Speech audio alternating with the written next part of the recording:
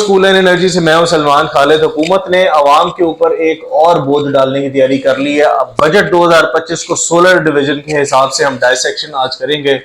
हुकूमत ने solar panels के ऊपर 18% जीएसटी का निफाज करने का जो है वो प्लान पूरा बना लिया है। समरी पेश हो चुकी है, अब ये कैबिनेट में जाएगी तो वो वहां से अप्रूव भी हो जाएगी।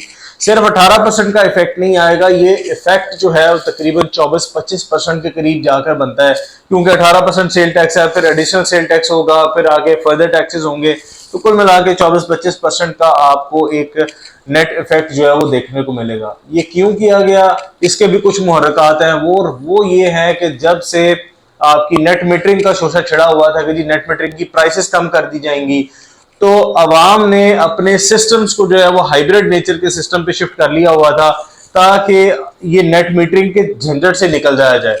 हुकूमत के पास इस कैपेसिटी पूरी है और सोलर वाले जो है वो उनको बेतहाशा जो है वो चुभ रहे हैं, बुरे लगते हैं, क्योंकि वहां से रेवेन्यू जनरेशन जो है वो कम से कम होती जा रही है। अब इसको जो है केटर करने के लिए बजाय इसके कि आपके पास अगर एक्सेस कैपेसिटी हो गई है तो वो एटलीस्ट अपनी जो है इंडस्ट्री को दें, सब्सिडाइज रेट्स के ऊपर बिजली प्रोवाइड की जाए ताकि मुल्क में मैन्युफैक्चरिंग हो सके। लेकिन आप जो है जो हुकूमत के जितने थिंक टैंक्स हैं बड़ी शॉर्ट लिव्ड मेमोरी है और शॉर्ट टर्म का सोचते हैं। तो अपने छोटे छोटे फायदों के लिए, वक्ती तौर के फायदों के लिए जो है एक कौम का, नेशन का एक लॉन्ग टर्म जो है वो नुकसान किया जा रहा है। क्योंकि आपकी जो इंडस्ट्री, सोलर इंडस्ट्री जिसको हमने डेवलप किया, उसके अंदर लोगों ने अपना इंटरेस्ट शो किया, बड़ी मेहनत लगी, एक अरसा लगा। आप लोगों ने इंटरनेशनल जो है गारंटी वारंटीज भी दी कि जी हम इसको ग्रीन एनर्जी को प्रमोट करेंगे, क्लाइमेटिक जो चेंजेस आ रही हैं उसको कंट्रोल करने में मदद मिलेगी। आप लोग देख रहे होंगे आजकल कार्बन एमिशन पे कितना काम हो रहा है, स्मॉग की रिडक्शन पे काम हो रहा है कि गाड़ियों जो फॉसिल फ्यूल्स पे गाड़ियां चलती हैं उनकी जो है वो चेकिंग हो रही है कि वो ज्यादा कार्बन एमिट तो नहीं करती। तो दूसरी साइड पे जो ग्रीन एनर्जी की जो आपकी जनरेशन है, जहां पे सारे अपने पैसे खुद लगाकर जो है वो अपनी बिजली खुद जनरेट करता है और आपको भी जो है वो बिजली प्रोवाइड करता है, उसके ऊपर आप लोग जो है वो टैक्सेस लगाने का सोच लेते हैं। अब करते क्या है कि जब नेट मीटरिंग पे इनको थोड़ा सा डाउट हुआ कि लोग नेट मीटरिंग के रेट से इतना ज्यादा इफेक्ट नहीं हुए, उन्होंने कोई और चैनल इख्तियार कर लिया, लिथियम आयन बैटरीज लगाना शुरू कर दी, हाइब्रिड सिस्टम लगाना शुरू कर दिया।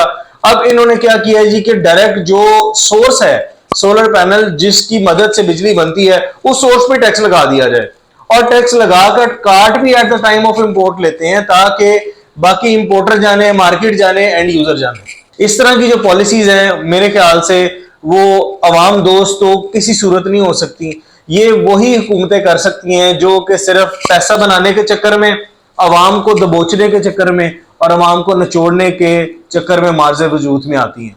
अब आप देखिए कि इस वक्त की जो महंगाई के फिगर्स हैं, जो महंगाई के नंबर्स आ रहे हैं, जिस कंडीशन में हम लोग हैं, उसके ऊपर अब एक अवाम ने अपने लिए एक सेल्फ सस्टेनेबिलिटी मॉडल के थ्रू सोलर पैनल्स लगाना शुरू किए।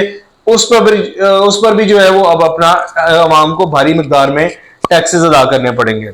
खैर बहुत सारी चीजें हो सकती थी, लेकिन अभी स्टिल ये मामला अभी अप्रूव होना है कैबिनेट से।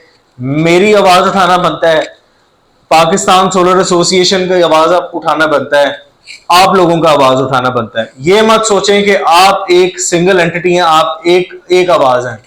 अगर 25 करोड़ लोग इसी तरह सोचना शुरू हो जाएंगे कि मैं तो एक बंदा हूं और मैं क्या कर सकता हूं, तो ये जान लीजिए कि आपकी आवाज मैटर करती है।